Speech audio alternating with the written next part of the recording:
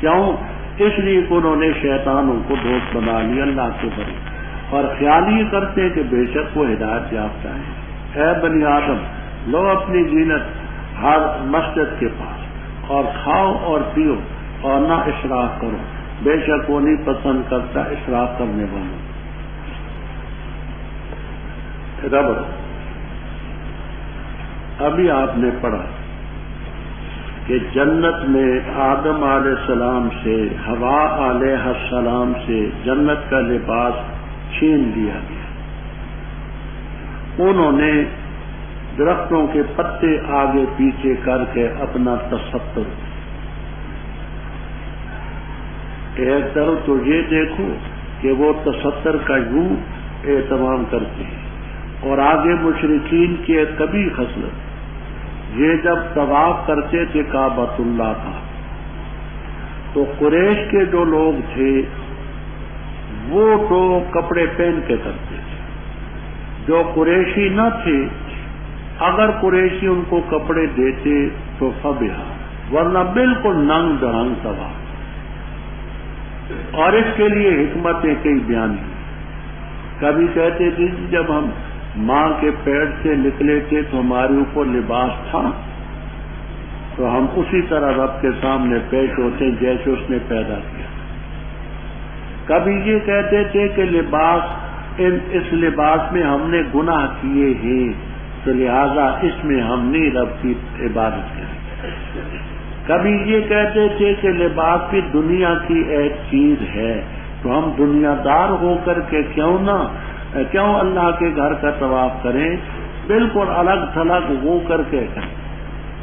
ان سے یہ پوچھنا چاہیے کہ دوبر دنیا کی شے نہیں، ذکر فرض نہیں، اس کو بھی تو کاٹ کر کے کرو نا۔ خیر حکمت ہے ان کی، تو اللہ تعالیٰ نے ان کی ترجیح کی کہ ایسا نہ کرو۔ اے بنی آدم قد انزلنا علیکم لباسا،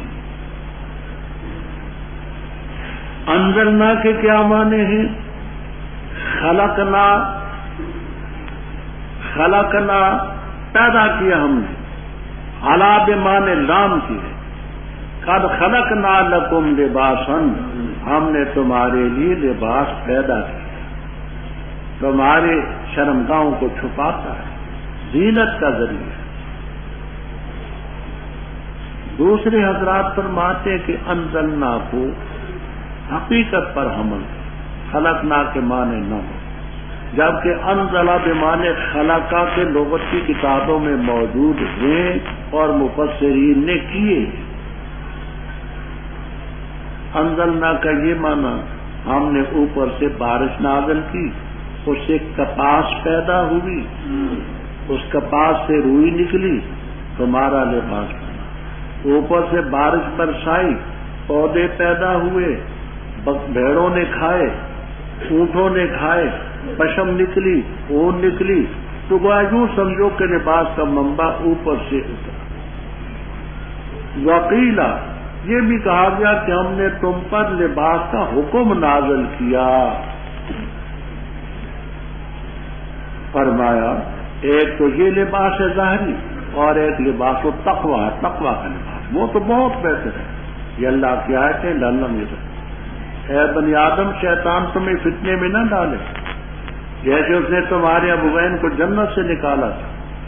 ینزع عنہما، شیطان نے چھینا ان سے لباس ان کا۔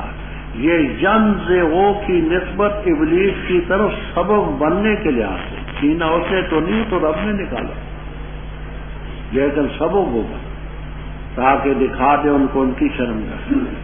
بے شک وہ دیکھتا ہے تمہیں، وہ اور اس کی برادری، جہاں سے تم ان کو نہیں دیکھتے۔ یہاں سے بعض لوگوں نے یہ استدلال کیا کہ جنات کسی کو کسی وقت نظر نہیں آ سکتے۔ کیوں؟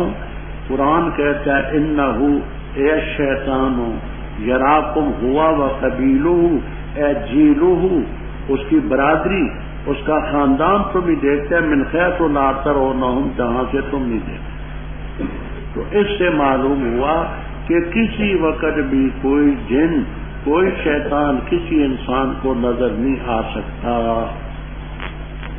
ہمارے ہاں مختصر جواب وہ ہے جو مولانا شبیر احمد عثمانی رحم اللہ تعالی نے فوائد عثمانیہ میں، وہ فرماتے یہ قضیہ مطلقہ ہے، قضیہ دائمہ نہیں، قضیہ مطلقہ ہے، قضیہ مختصر، آپ علماء ہیں سب پڑھے، اسی لیے ہم نے یہ یہاں قید رکھی ہے کہ کافیے سے اوپر والے حضرات ہوں۔ ہاں امید ہے کہ ایسے ہی ہوں گے، الا یہ کہ کسی نے داؤ لگایا ہو تو وہ عالم و بدعہ۔ وجہ یہ ہے کہ بعض چیزیں علمی آتی ہیں، تو وہ جب وہ کتابیں نہ پڑھی ہوں تو وہ کیا سمجھے گا، ترکیبیں کیا سمجھے گا، قضیہ مطلقہ کیا سمجھے گا، قضیہ دائمہ کیا سمجھے گا۔ اچھا، تو اس لیے یہ قید ہے۔ آگے فرماتے ہیں رب تعالیٰ کہ ہم نے شیطانوں کو دوست بنایا ان کے جو ایمان لیا، برائی کرتے ہیں، یعنی مثلا ننگے ہو کر کے طواف کرتے ہیں، کہتے ہیں جی وجدنا علی آبانا، ہمارے ابا جی ایسا کرتے تھے، دادا جی ایسا کرتے تھے، اور اللہ نے حکم دیا، کیوں؟ ہمارے آبا و اجداد بڑے نیک تھے، بڑے پرہیزگار تھے، ان کا فعل اس بات کی دلیل ہے کہ رب کا جواز ان کے پاس ہو۔ تو کہہ دے رب تعالیٰ بے حیائی کا حکم نہیں کرتا، اللہ تعالیٰ پر ایسی باتیں کہتے جو تم نہیں جانتے، کہہ دے ہمارا ربی بالقسط، اللہ نے انصاف کا حکم، اور اقیموا وجوہکم، اور قائم کرو اپنے چہرے عند کل مسجد، کہتے مسجد سے مراد ہے عند کل صلاۃ، کیونکہ صلاۃ میں سجدہ بھی ہوتا ہے، تو مسجد سے یہ مصدر مراد ہے، ہر سجدے کے وقت، ہر نماز کے وقت اپنے چہرے قائم رکھو اور اللہ کو پکارو، خالص کر کے دین اسی کے، جیسے ابتدان تمہیں پیدا کیا، لوٹو۔ فریقاً ہدا، یہ آگے ہدا فریقاً و فریقاً حق علیہم الظلام، کیوں؟ شیطانوں کو دوست بنایا اور خیال کرتے کہ وہ مفت۔ جہاں اوپر اقیموا الصلاۃ میں ایک معانی کا یا بالفاظ دیگر نحو کا اشکال، وہ یہ ہے کہ قسط جو ہے یہ تو اسم ہے، وَأَقِیمُوا یہ فعل ہے، امر ہے، تو عطف میں بھی تناسق ہونا چاہیے، مناسبت ہونی چاہیے، تو یہ اقیموا کا عطف قسط پر کیسے ہوا؟ تو انشاءاللہ آپ کو جلالین تک میں ملے گا کہ قسط کا جو معنی ہے لفظ نہ قسط کے معنی پر عطف ہے، وہ اصل میں یوں ہے، قل امر ربی بالقسط اقسطوا، انصاف کرو، واقیموا وجوہکم، تو قسط کے لفظ پر نہ بلکہ قسط کے معنی پر۔ اے بنی آدم لو زینت اپنی ہر نماز کے وقت، اور کھاؤ اور پیو اور اسراف میں۔ یہاں ایک اور بات چلتی ہے،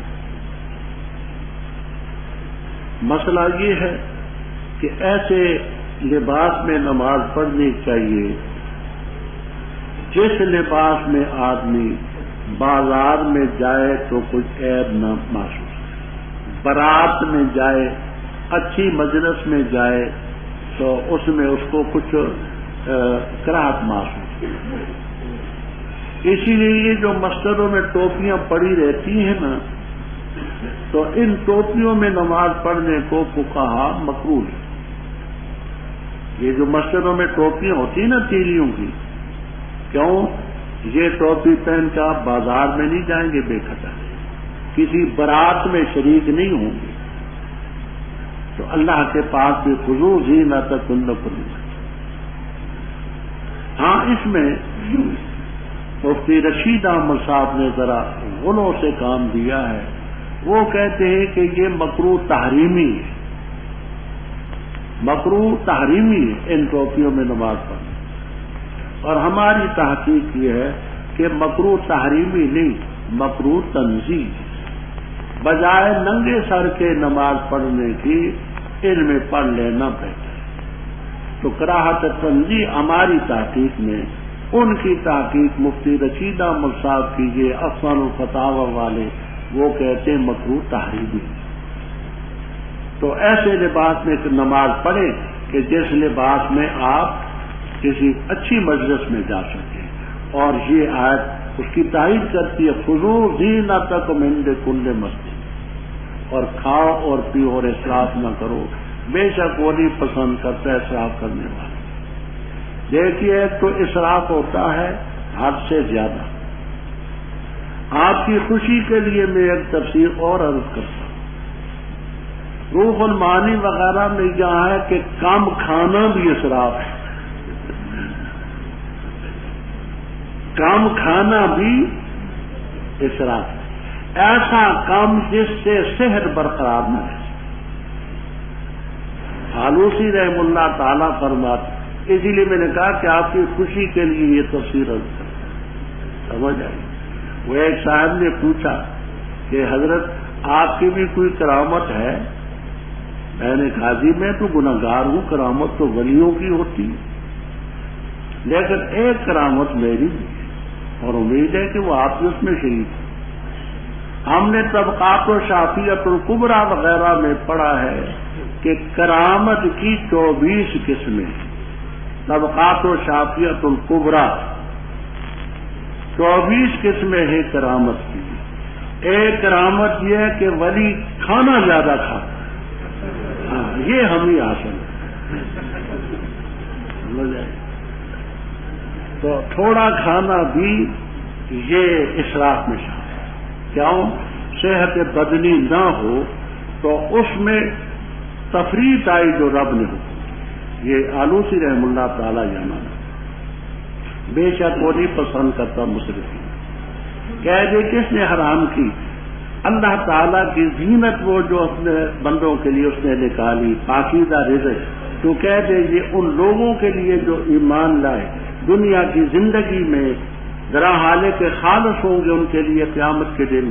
ایسی ہم تفصیل سے بیان کرتے آیات اس قوم کے لیے جو جانتی، تو کہہ دے پختہ بات حرام کیا میرے رب نے بے حیائیوں کو، جو ظاہر ہے ان سے اور جو مخفی، اور گناہ کو اور زیادتی کو ناحق، اور یہ کہ شریک ٹھہراؤ اللہ تعالیٰ کے ساتھ اس چیز کو جس کے بارے میں اللہ نے کوئی سند نازل نہیں کی، اور یہ کہ کہوں اللہ تعالیٰ پر جو تم نہیں جانتے۔ اور ہر امت کے لیے ایک میعاد ہے، اور جس وقت آئے گی میعاد لا یستاخرون، نہیں وہ مؤخر ہوں گے ایک گھڑی بھی، اور نہ آگے ہو سکتے۔ اے بنی آدم، اگر آئے تمہارے پاس رسول تم میں سے، بیان کریں گے تم پر میری آیتیں، پر جس نے تقوی اختیار کیا اور اصلاح کی، پر نہیں خوف ہوگا ان پر اور نہ وہ غم کرتے ہوں گے۔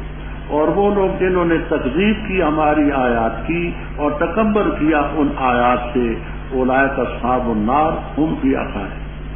پر کون زیادہ ظالم اس سے جس نے افترا باندھ اللہ تعالیٰ پر جھوٹ کا یا تکذیب کی اس کی آیات کی؟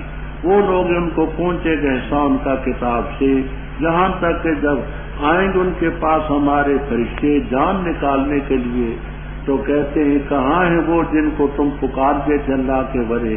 کہتے ہیں ذلوا عنا، ہم سے غائب۔ اور گواہی دیں گے وہ اپنے نفوس پر کہ بے شک تھے وہ کہاں۔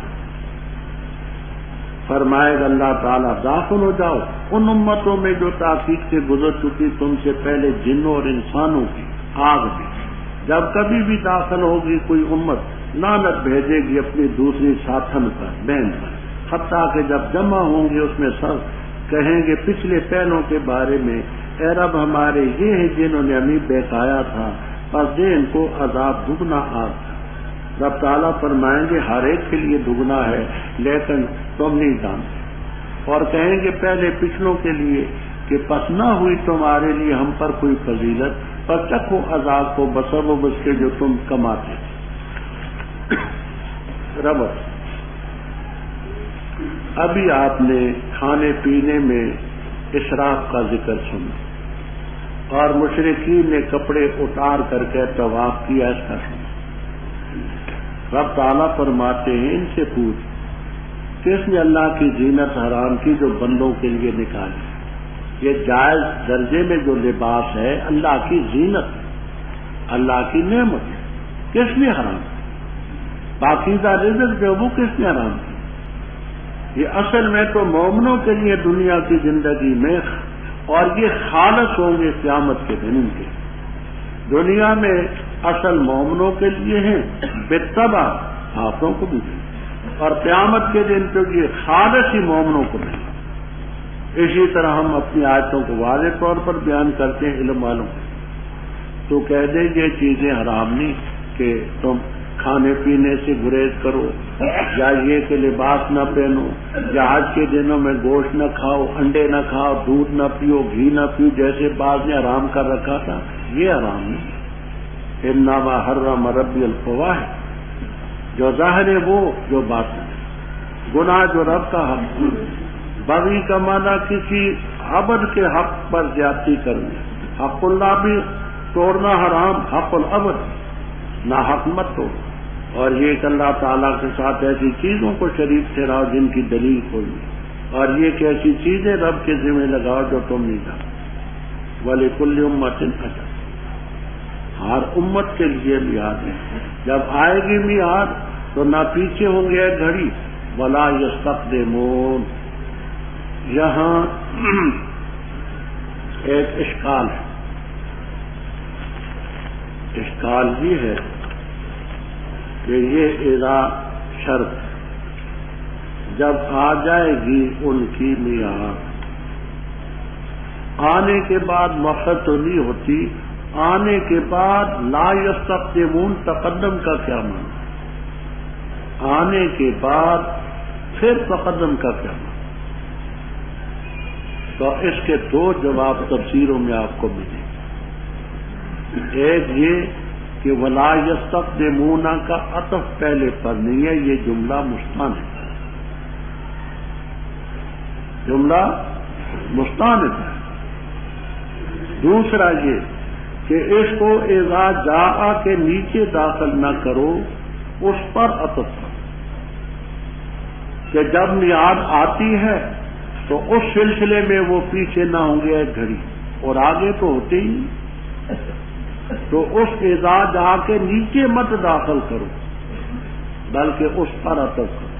اور دوسرا یہ جملہ مستانف ہے، پہلے پر عطف ہے ہی نہیں۔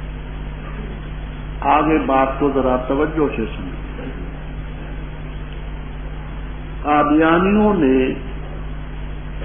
اجراء نبوت کے لیے جو دلائل پیش کیے بذام خود، ان میں ایک دلیل یہ بھی، اللہ تعالی جزائے خیر عطا فرمائے ہمارے اکابر، ہر مقام پر ان حضرات نے امت کی صحیح رہنمائی، ختم نبوت فی القرآن، ختم نبوت فی الحدیث، ختم نبوت فی الآثار، الگ الگ کتابیں لکھ کر کے اس مسئلے پر روشنی۔ اب قادیانیوں کا استدلال سمجھیں، پھر میں مختصر جواب عرض کرتا ہوں، اس کو سمجھیں۔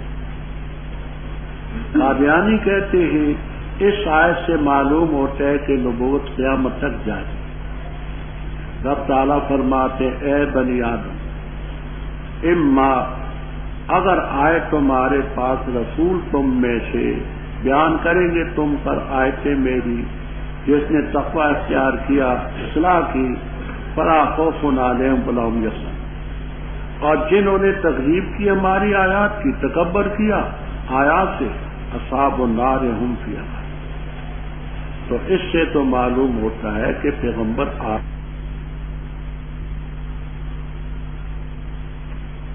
آتے رہیں گے۔ میں صرف ایک بات عرض کرتا ہوں، اللہ تعالی نے بنی آدم میں پیغمبر بھیجے، آدم علیہ السلام پہلے پیغمبر ہیں، بھیجتا رہا، ارسال فرماتا رہا، پیغمبر آتے رہے۔ عیسیٰ علیہ السلام تشریف لائے تو اللہ تعالی نے ان کی زبانی یہ فرمایا وَمُبَشِّرًا بِرَسُولٍ يَأْتِي مِن بَعْدِ اسْمُهُ احمد، میں اپنے بعد صرف ایک ہی رسول کی خوشخبری سناتا ہوں، اس کا نام ہوگا احمد صلی اللہ علیہ وسلم۔ تو حضرت عیسیٰ علیہ السلام کے بعد صرف ایک رسول نے آنا تھا۔ جب وہ تشریف لائے تو ما کان محمد ابا احد من رجالکم ولکن رسول اللہ و خاتم النبیین۔ اب آپ کے بعد سلسلہ نبوت کا ختم ہے۔ یہ پہلے کی بات ہے کہ جب سے نسل انسانی چلی ان کو رب نے کہا کہ تمہارے پاس پیغمبر آئیں، آتے رہے۔ عیسیٰ علیہ السلام آئے تو کہا صرف ایک نبی آئے گا، جب وہ آئے تو خاتم النبیین کلام، باقی بات اپنے مقام۔ بس کون زیادہ ظالم اس سے جس نے اللہ تعالیٰ پر جھوٹ بولا، وہ کذب بیایا۔ یاد ہوگا ہم نے 2 تفسیریں اس کی پہلے نقل کر دی ہیں، وہ یہاں دونوں منسوخ۔ ان کو ان کا احساس پہنچے گا کتاب کا، حتیٰ کہ جب ان کے پاس آتے ہیں ہمارے فرشتے یتوفونہم، جان نکالنے کے لیے۔ یہ تیسری دلیل آ گئی ان لوگوں کی کہ جو کہتے ہیں کہ جان نکالنے والے فرشتے متعدد ہیں، ملک الموت ان کے انچارج، تو ان سے کہتے ہیں کہاں ہیں وہ جن کو اللہ کے ورے تم پکارتے تھے؟ وہ کہتے ہیں ذلوا عنا وشہدوا علی انفسہم انہم کانوا کافرین۔ اب بات سمجھنا، معتزلہ وغیرہ یہ کہتے ہیں کہ تم کہتے ہو قبر میں عذاب ہوتا ہے، ہم ایسا کرتے ہیں کہ قبر میں ایک زندہ کو مردے کے ساتھ لٹا دیں، ہے زندہ۔ تم کہتے ہو فرشتے آتے ہیں، سوال کرتے ہیں، وہ جواب دیتا ہے من ربوں کا، من نبیوں کا، ما دینوں کا۔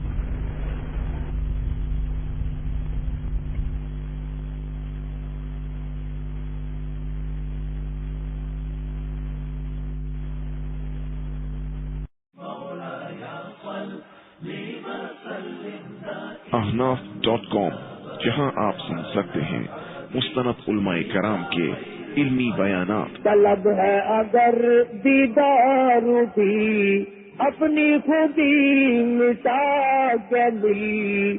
جس قوم میں جوا پھیلا، سود پھیلا، اس قوم میں بے حیائی آ کے رہتی ہے، نمازیں اٹھ جاتی ہیں، کیونکہ رزق حرام اندر جاتا ہے تو حرام انسان کو پھر شراب کی طرف لے کے چلتا ہے، زنا کی طرف لے کے چلتا ہے، اسے بدماشی کی طرف۔